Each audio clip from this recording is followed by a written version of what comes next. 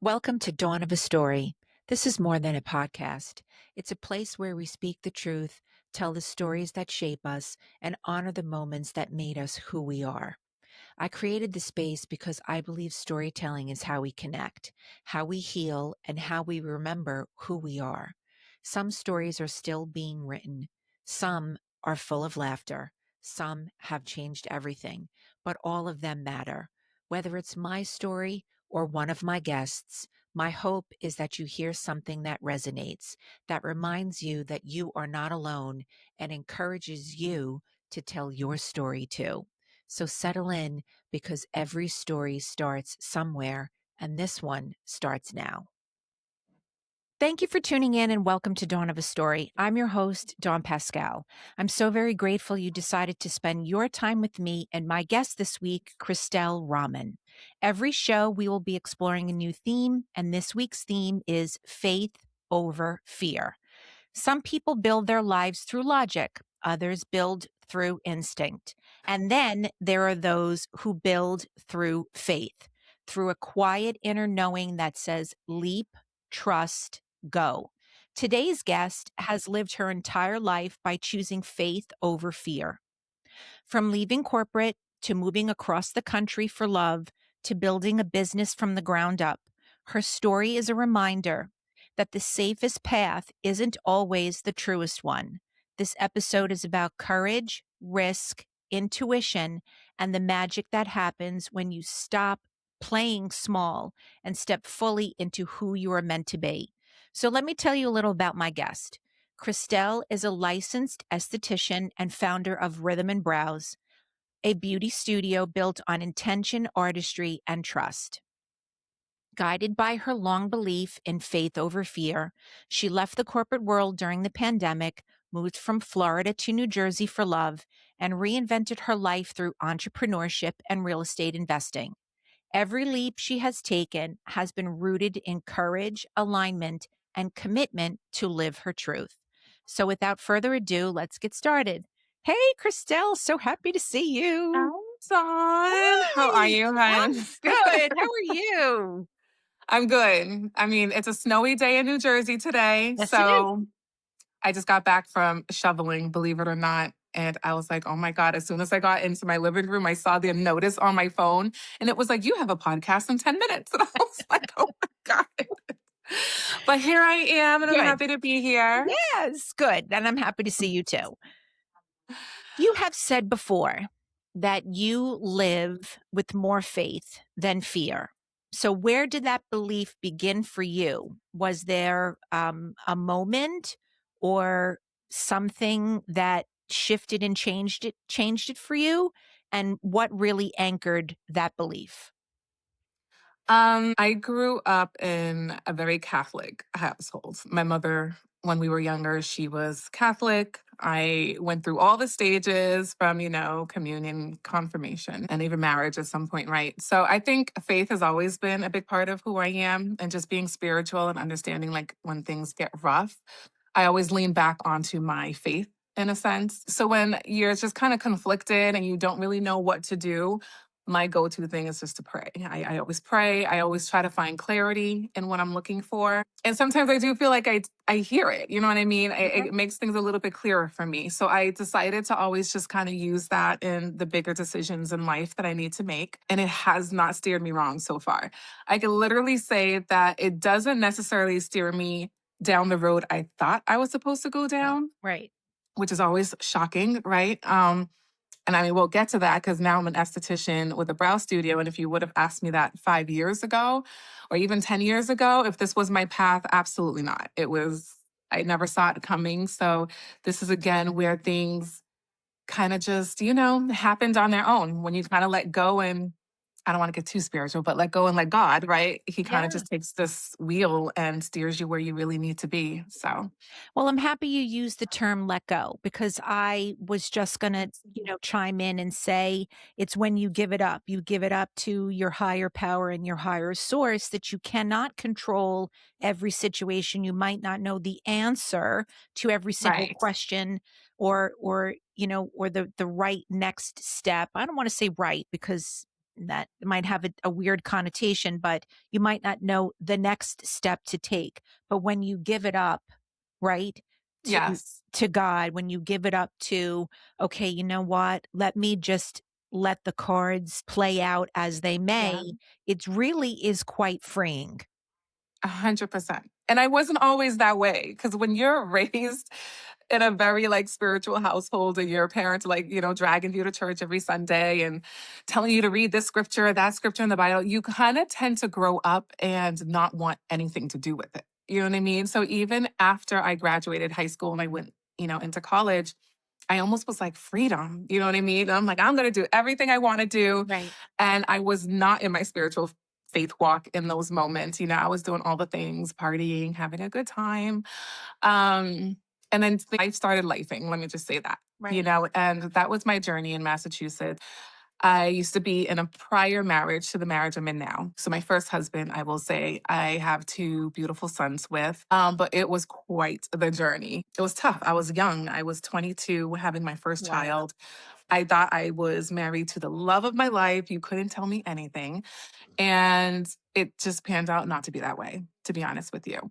And I'm not going to go down a rabbit hole of dogging him. But let's just say that, when certain things occur in your life, especially big milestones like having a child, it puts things in perspective. And I Mhm. think I grew up instantly.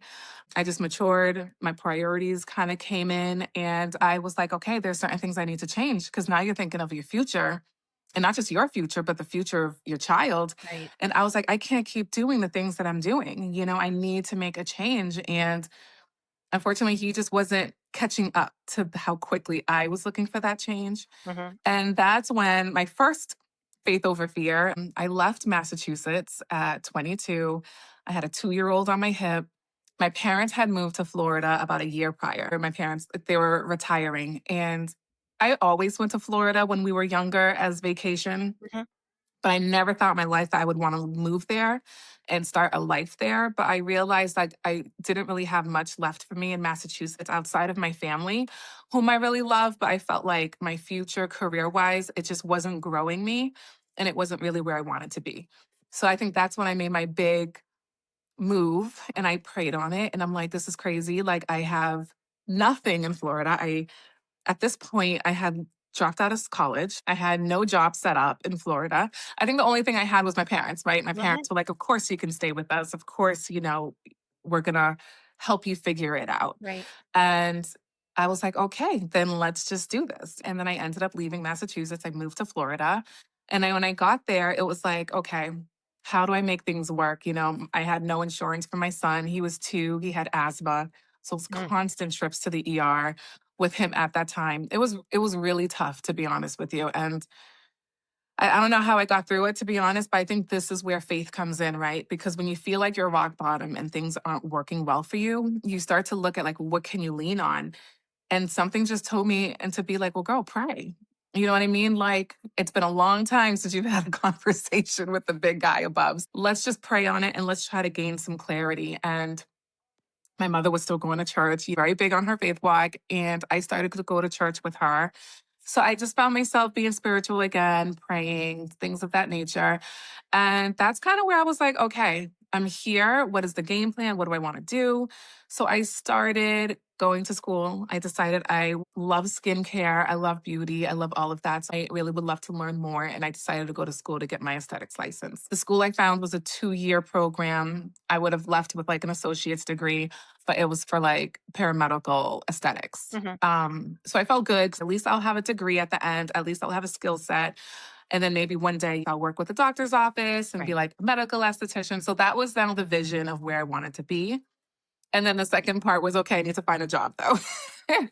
And I ended up finding a job. Everybody knows my background is with European Wax Center. I used to work for their corporate office before they started franchising. Mhm. So at this point, a very young company, and I was like their call center rep. Like I was very low tier, nothing crazy, was making my little chump change hourly just to kind of get me through. And that was my life. I was a student, I was a mother, and I was working part time. And I was just kind of learning Florida, just riding around, hanging out. And I was happy. I have to say, like, things started to just fall in place of Mhm. like where it needed to fall. I in that journey, you're kind of like, okay, what's next? I graduated, I got my skincare license. I started becoming a waxer now for European Wax Center. So that was a little bit of a step up for me, right? So now I'm in the space of where I'm actually waxing and using my license. And thing was great. Everything was great, but the hours were long. Like my parents were watching my son Mhm. all day, and I Right. didn't want that. I really want to be home and I want to be able to be a part of him growing. 2-year old, 3-year olds, their personality just comes out and it's super cute. And I felt like I was missing all of that. So I remember going to my boss and I'm like, listen, I love my job. I love being a waxer, but I really need something that's more like Monday through Friday, 9 to 5. Is there anything that you guys need help with, especially like in your corporate office that I can be of use for? And it was in that moment. And again, this is kind of like, it seems like something small, right? But I'm a very introverted person. I'm very quiet. I don't really speak up if I don't really have to. So even me going to my boss and being like, hey, I'm looking for another position, I didn't want them to take it the wrong way. I was a little nervous with that conversation. But again, this is that whole faith over fear, Mhm. right? They always say closed mouths don't get fed. So in that moment, I was like, what do you guys have, if anything? And that's when I learned that they were in the process of franchising. And if they got approved for franchising, they were essentially building a corporate office and they had no one to handle their guest services or guest relations. So, like when clients were coming in and let's just say they were unhappy or complaining about a service, there really wasn't anyone that was like handling those emails and those Right. calls. And they're like, you know what, Christelle? They're like, you're so calm, cool, and chill. And I think this is where my introvertedness was actually a strength, which is very rare, by the way. So this was actually a positive for me because I kind of was like, oh my God, okay, this might work. I might be able to make this work. And they're like, we're looking for someone to head our customer service. So if you're interested in something like that, we would be happy to have you in back office. At first, I was a little nervous. I was kind of like, I don't know. I'm like, now I'm going to be What dealing with did I like, ask for? yes, 'cause I'm pretty happy-go-lucky, and now I'm like, "Now you're gonna have me stuck with cranky people all day, like, complaining in my ear, like, what did I really ask for in this sense?" Right? So I kind of was like, "I don't know," but, I decided to just do it. I'm like, "I'll just do it. Who knows what might come of it?" And again, because it wasn't even a department yet, right? Right. So they were like, "You get it. You grow it. You build it how you wanna build it." And I found that to be exciting. And I'm like, okay, I could do this. So I accepted the position and I became like their guest services manager. And I literally built it from the ground up, like pebbles. Like, okay, we need a process, we need procedures, we need like timelines of when we're going to get back to clients. And it just slowly, it was a one person role in the beginning. Right, it was just me doing the role. But being with that company for 14 years, Wow. fast forward, that little one rolled like guest services position turns into A a team, I bet. huge team, a Yeah. huge team. So when I left European Wax Center, at that point, I was now director of guest experience. And underneath me was a guest relations team of, I think, about like 5 or 6, a call center team of like up to 20 people at some point. So it was a lot, like, and it was just something that just kind of grew over the years. Mhm. And when I look back at it, I'm like, wow, it started off as like literally a pebble and it just kind of grew into this huge mountain. And I learned so much in the process. I always say that like my career with European Wax Center literally molded me into the person I am today. Because when you're that young and you're constantly working, you don't realize how much your job kind of becomes your guiding force in a Sure. sense, right? Right. It kind of makes you who you are, especially if you're just a workaholic, and I kind of was. So I always give them props for that. I always felt like the values I now have, especially professionally, I learned in that role. Because at some point it was me talking with franchisees. And I mean, like, these are owners that Yeah. honestly, some of them are millionaires. You know what I mean? They had other franchises. Some of them owned plenty of like massage envies and European wax centers or like the tanning spas. So back then it was like, who am I to tell this person how to run their business? You know Right. what I mean? I'm this young girl, because again, I'm in my 20s or even like early 30s at that point. And some of them were like way older than me. And I started to kind of get like imposter syndrome, being like, no, I don't know. I feel like I'm giving them information, but it should be coming from someone else. And I think I learned, it was my boss back then. She's like, because you have to understand that people want to hear what you have to say, not because of like how you look or who you are, but the fact that like you have knowledge to teach them. Right. When you have someone who's in a position where they want to be the student, and in a sense, you're in a role where you're the teacher, they just want to hear everything you have to say. So I had to get out of my own head, right? Right. I had to get out of my head, stop being like, they don't want to hear me. I have nothing useful to say to them.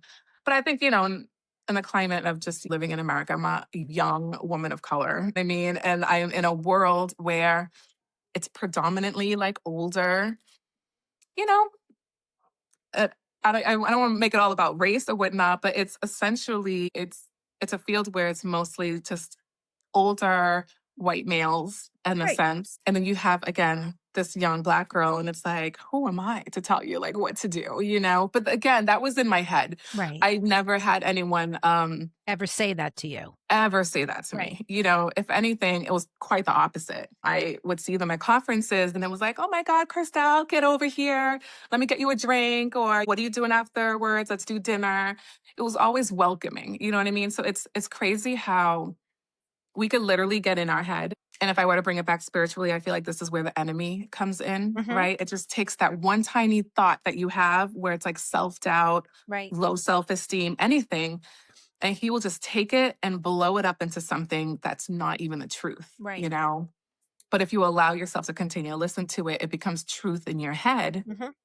And now you're kind of rocking in life in this dishonesty that's happening inside your own mind. And that's where prayer comes in to combat that. So I prayed a lot. Again, I was just like, I had to, because if there's the opposite of something, right? If you're being negative about yourself and you want to start thinking more positive, you always have to combat it with something. So in Hmm. this case, I was like, all right, let me just continue to pray on it. I always felt like it gave me clarity. And it helped me get me over that hump of like whatever it was. Right. And I was able to excel in my position. And for me, it was a sense of accomplishment because back then I was a single mom I had one child at the time, and to be able to have a career that was helping me finance, having a home, all the things my son was into, programs, schools, things of that nature.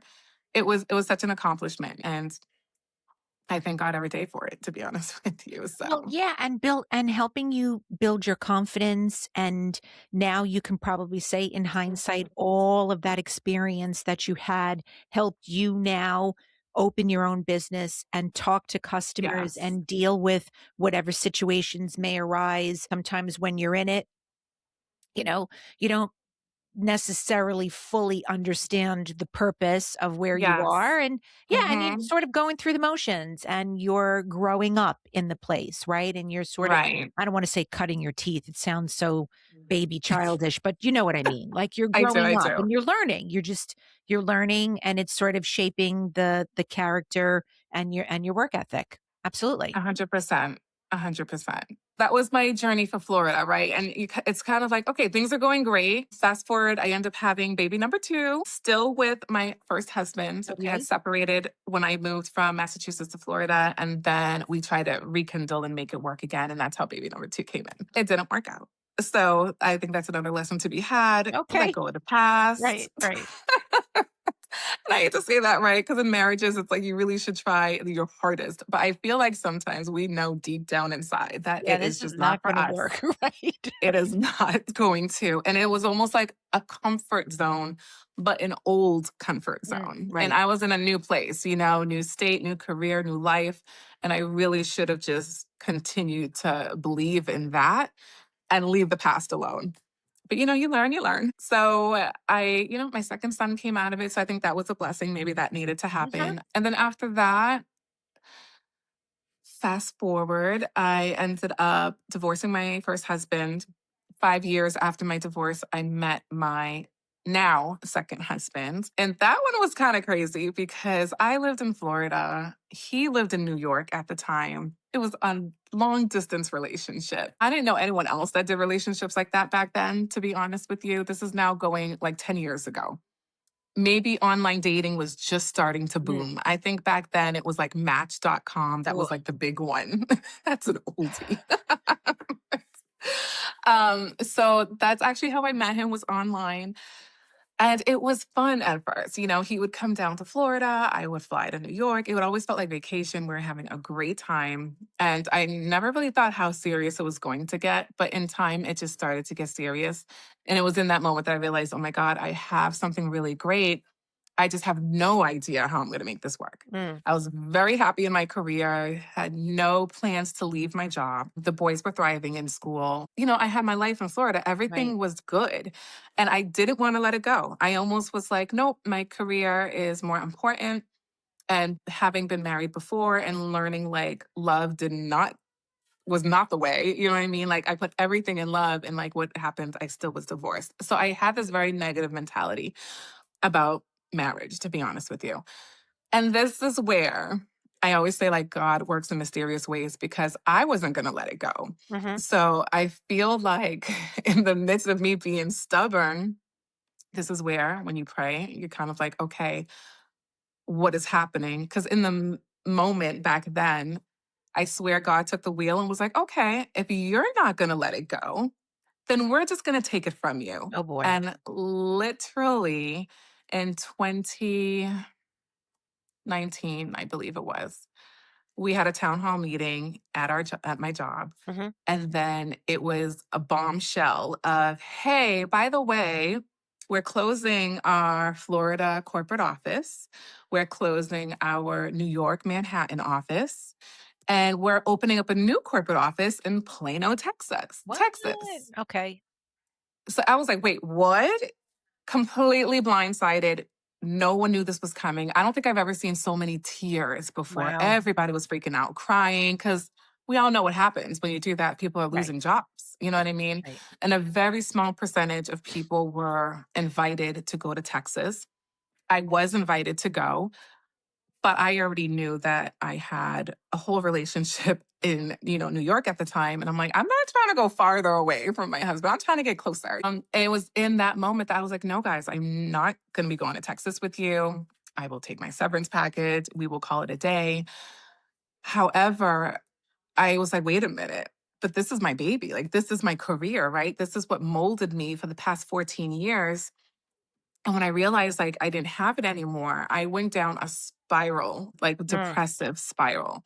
Cause at that point, I had put so much worth of myself Right. into my job, and it was now being taken away from me, that I kind of was like, well, who am I? What am I now going to be in this next phase of like work? What job am I going to find? I kind of just went completely Mhm. downhill. But this is again where like things just kind of work out. So that happened in 2019. And at that year, me and my husband actually got married in 2019. We were about like 5 years together at that point. We had gotten engaged like a year prior. I actually wanted to wait to get married the following year. Mhm. But it was around September, we had a hurricane hit Florida. Oh, jeez. I think it was Hurricane Dorian or something. Okay. And I kind of was like, wait a minute, why are we waiting till next Mm. year? I don't know why it came to my mind. And I don't know why a hurricane made me feel this way.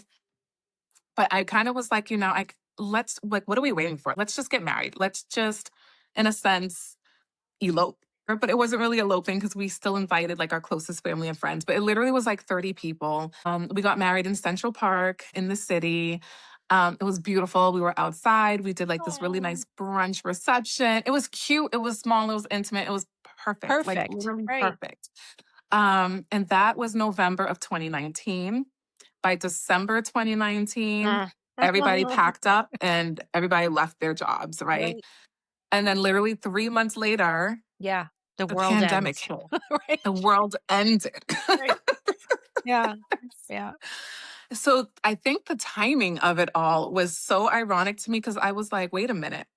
If I had chosen to go to Texas with my job back then, people were being furloughed. People like lost their jobs. Oh, yeah. Yeah, yeah, yeah, I yeah. was like, Yeah. that could have, you know what I mean? Like, you're Yeah. making such a big move and you're putting a lot of faith into a company. And granted, no one foresaw the pandemic, but to be in a position where it's like, sorry, we're furloughing you, or I don't know, you're laid off or whatever it is, Right. and you're in a whole new state with no one like that, and you literally put like all your savings into like getting a home and Yeah. setting up shop. I was like, oh my God, that could have been me. And it would have been disastrous. Right. So I almost feel like me kind of like being in that mindset to be like, no, let's get married now. Because by the time that occurred, I now was like, oh, wait a minute, I have a whole husband, Yeah. you know? Right. Like this is not just, me dating anymore. I have a whole husband up north. And it was like, Christelle, what are you doing? You know what I mean? Get your life together, Right. get your senses together, get back on track. And that's when I realized, okay, I'm due for another big change. It's time for me to leave Florida, pack up my stuff, grab the boys, and we're all now moving to New Jersey because Wow. we moved to New Jersey. So that was another my big milestone, right? So I always am like, okay, so my first book, if this was like a series of my life, my first book was from like me living in Massachusetts. My second book was Florida, and now my third book is technically New Jersey. And now here I am. At that time, it was middle of the pandemic, moving to Jersey. I'm with my husband, I'm with my sons. We're all in this new space. I'm jobless. Nobody is hiring at this point, especially in the corporate world. And I'm just kind of like, what am I doing? What am I going to do with my life? And I was in shambles, like shambles. But my husband's so good, like so amazing that he was so supportive and was just like, you know what, Christelle, take the time. I got this. We got the home. We're fine. And we still kind of learning each other, like how to live Sure. Yeah, together. yeah, yeah. It was, Right. Yeah, it's a new it was our thing. first time. Right. So it was a lot happening in that moment. But I just prayed on it. I'm like, Chriselle, what's next? And I'm like, I don't know what's next. So I'm just gonna take a moment and I'm gonna reflect. I'm gonna pray. I'm gonna reflect. I'm just gonna try to stay in a place of quiet. Because in that time, there was a lot of noise outside. Mm. Everybody's fear, anxiety. You're watching the news. People are dying left and right. I think we had a certain administration at the time that was, chaotic in terms of like, presidency. So it was a lot happening. And I just needed quiet to get my own clarity. And through prayer, I got that. And something was like, well, Christelle, what do you have in your back pocket? You have a whole skincare license that you Right. haven't used. What can we make of that? And I'm like, okay. I transferred my license from Florida to Jersey. We lived in a home where I had a finished basement and it had its own side entrance to Yep. get into the space. And that's when I'm like, I'm going to transform downstairs into this little mini studio. I love eyebrows. I'm going to niche myself as an eyebrow specialist. And we're going to see what happens. And in that moment, I'm like, this is crazy. Like, what am I talking about? I haven't been a practicing esthetician in over 10 years at that point. And I wasn't even starting off with the things I may have been more comfortable with, like facials or Mm. whatever, or Right. waxing. But eyebrow waxing was becoming more popular in Florida, and eyebrow artists were starting to become a thing. Hmm. And I'm like, how cool would that be if I just did a very niched thing in my basement? And I feel like Jersey probably has no idea what the hell an eyebrow artist is. So let me see if this is something that can take off. Right. And again, support of my husband, he helped me like set up downstairs. And I still remember that day I wrote a post and it was sitting in my drafts for like ever. And it was September 1st of 2020. And my husband was like, if you don't hit that submit button, he's like, I'm going to hit it for you. And I'm like, I don't know, I don't know. And then I'm like, all right, fine, like eyes closed. And I'm just like hitting the button. And it was a post to like our city's Facebook page, Hmm. and I got responses. I got people like, because my post was, hey, I'm new to Bayonne, but I'm a licensed esthetician. I'm offering free services for anyone who wants their brows done. If you're interested, DM me. I'll be like, I'll give you more info. I want to say I had maybe 20 responses. And I was like, what? Nope. You know, it's the pandemic. Nobody wants to go anywhere because everybody Right. was so afraid of catching, COVID. But apparently in the beauty world, listen, we're like, That's we not need our going to stop eyebrows us. done. Nobody cares. Right. And I got a lot of responses and I was just like, okay. I'm like, well, it's a home studio, so you would have to come to my home. But when I tell you that I was COVID paranoid back then, and I think this made people more comfortable, people would come to my side door. And before they even stepped foot in my house, I had my little thermometer and I'm like, boop, Yeah. temperature check. Here's some hand sanitizer. here's a face mask, Right. and here are some shoe covers. Like it was like hazmat suit before they came in. But they were happy and they were satisfied. And me having a background in guest experience, I feel like this is where I was able to tap into Right. my experience, right? Exactly. I know how to make people feel comfortable. I'm naturally just like a chill person. So it felt like, yeah, you're coming into my home. It's warm and cozy, but it still looked very professional and they still got a really good quality service. So I think people were surprised, like pleasantly surprised. And the one thing I learned was that people in my city, I'm in Bayonne, New Jersey, everybody knew each other. It's like small town feel Mhm. type of city. And back then, and especially in 2020, it still had that close knit. My cousin knows this person and they went to school together. And Right. so next thing you know, I started getting a lot of referrals. And it was like, oh, you did my cousin's brows or you did my nail artist brows. Right. Like it kind of got some traction. And then I just started to like get more referrals. And then I was like, okay, like maybe this can become a thing. And then my pivoting point was when I did an influencer or a content creator's brows. And she posted a story on her page. Yep. Another influencer saw it because they all live in packs, like they all follow each other. And that's when I actually met the owner of Hoboken Girl, Yep. who is huge apparently over here in Hudson County, honestly in Jersey, because now she has all a bunch of different brands throughout the state. But it was in that moment, and I had no idea who this person was. I didn't Right. even follow their page at that point. But she was such a sweetheart. I did her brows. We were chatting the whole time. She was like, yeah, I have a lifestyle page, you know. I'm like, oh, good for you. I'm gonna follow you, you know. And I remember that evening, I was sitting on my couch just watching TV, and my phone was Blowing up. dinging galore. And I'm like, what in the world? And all I see are Instagram notifications like, and I'm like, what is happening? So I go onto Instagram and I see new follower, new follower, new follower, new follower. I'm like, wait a minute, what's happening? And when I looked, I saw that I was tagged in someone's story and it was Hoboken Girl. Right. And she had tagged a picture of her brows and was like, oh my God, I love my brows. I found this new girl in Bayonne and she's amazing. Check her out. I can honestly tell you, I think I got 100 new followers just Mm. in that week. And probably half of that converted into actual bookings. You know what I mean? So now I had an influx of bookings coming in. And then when you have that, you still have that power of referrals. So I was getting referrals galore. And the thing I always tell like other business owners, I'm like, when you're looking for your audience, go with the people who have your audience, right? I didn't realize Hoboken Girl, you best believe I followed her that night. I didn't realize her audience is the audience that I love, right? Right. They're probably around my age range, career oriented women, but still has a care for beauty, their aesthetics, no matter if the world is ending, right? Right. So I'm like, that's my audience. That's who I want on my table. So it's turned into all these referrals, but it was like birds of the same feather flock together. Mhm. So I knew that if you were on my table, Dawn, and you referred someone to me. And if they were like, oh, yeah, Dawn referred me, I automatically am like, oh, I know you're cool people. You know what I mean? Right. Because in my mind, I'm like, because I know how sweet Dawn is. And I can't imagine her hanging out with crazies.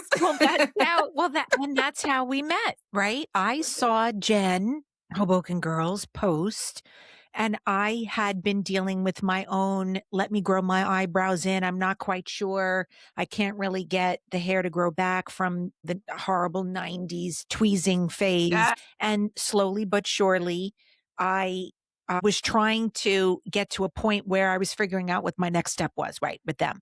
Right. I see Jen's post and I am literally all over that in 2 seconds because to your point exactly, I know that she cares and has very high standards about where she goes and what she does and services and how she treats herself and cares for herself. So I immediately texted her and said, oh my God, what did you have at this person's place? Da, da, da, da, da, da, da. And the next thing I'm making an appointment and here we are, right? I've had my Yes. brows done by you. Nothing Yeah. is better than word of mouth. Really, A hundred truly. percent. Yeah. 100%. And still till this day, I know there's social media, there's TikToks, there's all these things that you can do. Those things are great. But I can honestly say like those things haven't really grown my business. It's probably still word of mouth till this day. Yeah. Like And supporting people just local. talking about it. Right? It's that same sort of mission for people like myself to support local. I know how Yes. hard it is to have a local business. We've even talked about this, right? I Yes. mean, I had my own bakery and, obviously I've talked about this tirelessly on so many different episodes and people know and blah, blah, blah, blah. But again, back to my upbringing. I grew up in Brooklyn and we went to 11 stores to go shopping. We didn't go to a Mhm. supermarket. I think maybe a big supermarket was built at some point when I was Mhm. maybe a teenager. We went to all local small places to whatever that specialized, the produce, the fishmonger, Mhm. the butcher, the bakery store versus the bread store versus the ravioli store versus the pork store, and so on and so on. I know how important it is to support local businesses. Yes, yes. Honestly, I didn't learn that till I moved up here. You know, Okay. I'm in Florida where everything is franchised, you know Right. what I mean? So I never got that sense of community Right. until I moved to Jersey. And I and I remember when I moved to Bayonne, New Jersey, I remember looking at my husband like, are we staying here? Like, do you still want to stay here? Because it was so mom and pop, Yeah. and I was not used to that. I And love I was that. like, I don't know. But I've come to love it because community, I've now learned, is so important, Mhm. and that's why I like Bayonne, Jersey City, like Montclair area, they're very like community based and they want to see those small businesses, right? They Right. want to see those small businesses win and they hate franchises. I Right. feel like they're striking the second they know there's like a Taco Bell about to be down the street. And I think that helped my business grow like tremendously, to Yeah. be honest. So Um, when you look at your business today, where do you see the sort of fingerprints of your faith showing up? Was it in the choices that you made? Is it in the direction that you took for your business? Where do you see it? It's honestly, faith was in every process that I took, in the business. So hitting that submit button took a lot of faith. Moving out of my basement and getting my first space, that also was like a whole faith thing because I kind of was like, can I afford the rent? Are people going to continue to want to see me? If I move out of my house, is that going to change things? And then I went into that new space. And then after that space, I kind of was like, I was subleasing at that time. And I'm like, I really want my own lease.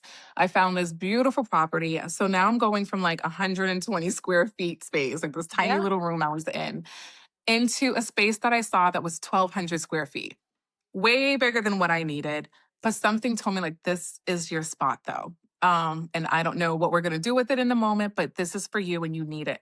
And I was just like, no, no, no. I don't want to make that decision on my own because I'm a little like, sometimes I'll be just jumping off cliffs, right? Because I'll be like, take the risk, take the risk. And I don't always think it through. And I've been burned by some of my decision making by just going straight, like Uh-huh. full head into it. And this time I'm like, no, no, no, Christelle, we're going to pray on this first before you even, sign the contract. Like, let's really, really think about it. And I was just driving in my car one day and I don't know, it just came clear as day in my head.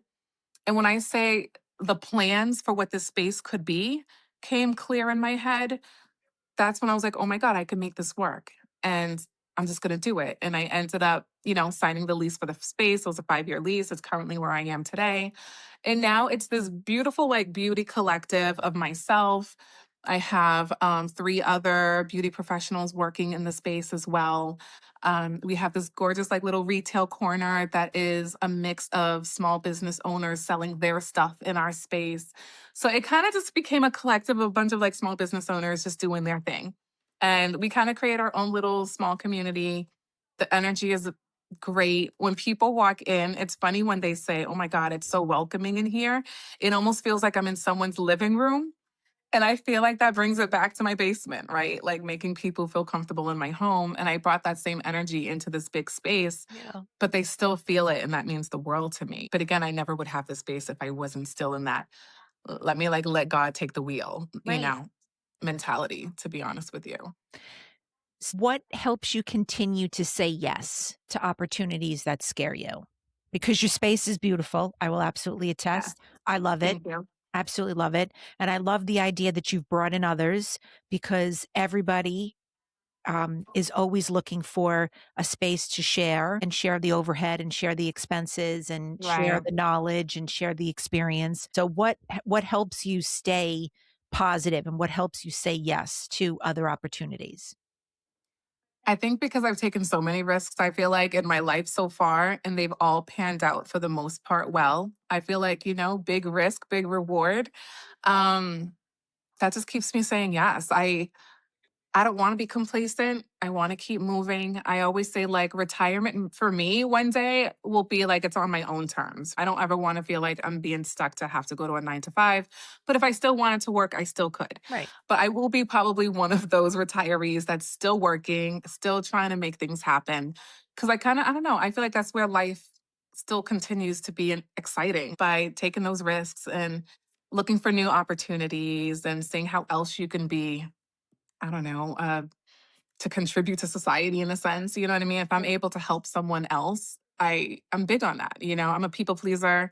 So I'm very big on like helping others if I see that they need it. So I kind of am like, yeah, if there's an opportunity, I'm always just gonna keep saying yes and seeing like what more I can do. Well, I love your story. I love the chain of events, and I am so happy that you made it from Florida to New Jersey, and then I Thank found you. you because I love my brows. I'm just going to tell everybody, absolutely straight up love my brows, and I have referred you to as many people as I conceivably can because again, I love to support local, but there's a thing we know I know you can attest when you find someone that does something for you that Yeah. you love, you keep that person. Doesn't make a difference Yeah. if you have to drive a hundred an hour and percent. a half Yes. to get there. It doesn't make a Yes. difference. Come And it hell or doesn't high even matter the water. time.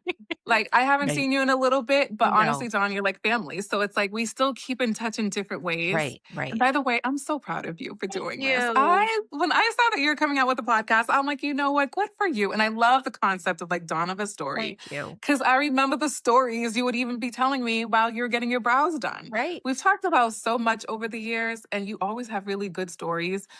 Some of them touched my heart. I even feel like we shared some tears in the room before. Thank But you. you just have a way of just like resonating with people and sharing. And I Oh, just feel thank like this is you. perfect for you. I'm so Thank proud of you. you. And, Yeah, and thank you, Christelle. I of really, course. I have to come make an appointment, but I don't need to tell everybody, I don't need to tell everybody that, but I do need to come. I created this platform out of happiness, right? Mm, I know that I've explained my journey of where I've been over the past couple of years and closing the business and reinventing myself. And, now I'm a licensed New Jersey, right, insurance producer. And I'm very excited about that. And it challenged me to, study and take the tests again.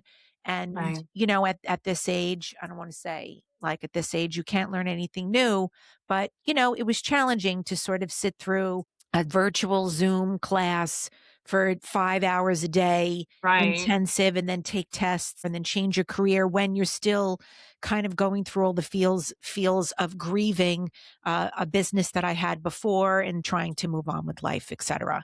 And I right, totally forgot where I was going with this. Oh, and now I remember. And as I am looking for guests and reaching out to what I think is a really vast network, and I'm blessed that I have a ton of wonderful people in my life, I thought of you. And because I know that you took a huge risk and chance to move from another state, found love, changed careers, and here you are. So yeah, I'm equally absolutely. proud of you and everything that you've done, and I'm so happy that you said yes to be here today. Thank you. Thank you. Thank you. No, thank you for having me. Thank This was you. fun. So before we go, I Mhm. ask every guest the same question because I believe that the stories we leave behind say so much about how we've showed up in this world. So, Christelle, I want you to tell me what's one story, big or small, that you hope people remember you for. I hope anything that they took from this story is just understanding that, like, no matter where you are in life and the decisions that you need to make, you're not alone. There's always going to be people there for you. And if you feel like it's not family and friends in that moment, then honestly take a moment, reflect, pray on it. there's always someone, a bigger sense of like who we are that is listening to us. I truly believe in God. I say pray on it and don't be afraid to take a risk. You know what Yeah. I mean? Don't be afraid to go with your heart in a sense and be like, okay, I feel like this is where I should go, but I'm afraid. Have more faith than fear and know that it's going to work out just okay. Yes. Just fine. And when you leap, the net will appear. Yes, yes, yes, Yeah. yes. Love Yeah. that. Yep. I'm with you. I'm with you. So that is such a beautiful way to end. Thank you. And thank you for Thank sharing everything you. that you have today. And thank you for being part of the story. And I want to thank everyone for tuning into this episode of Dawn of a Story. If you heard something today that moved you, made you laugh, or made you think, share it with someone you love. Please like and subscribe to the show. And if you're feeling brave, I'd love to hear your story by commenting below. It helps other story lovers find us too. Please go patronize Christelle and her beautiful shop in Bayonne. And you can get her through her website. It's rhythmxbrowse.com. And that's the same Instagram handle, rhythmxbrowse. Yes, it Until is. next time, keep listening, keep sharing, and keep telling your story. Thank you, Love Christelle. that. Thank Thank you. you. Bye. Bye.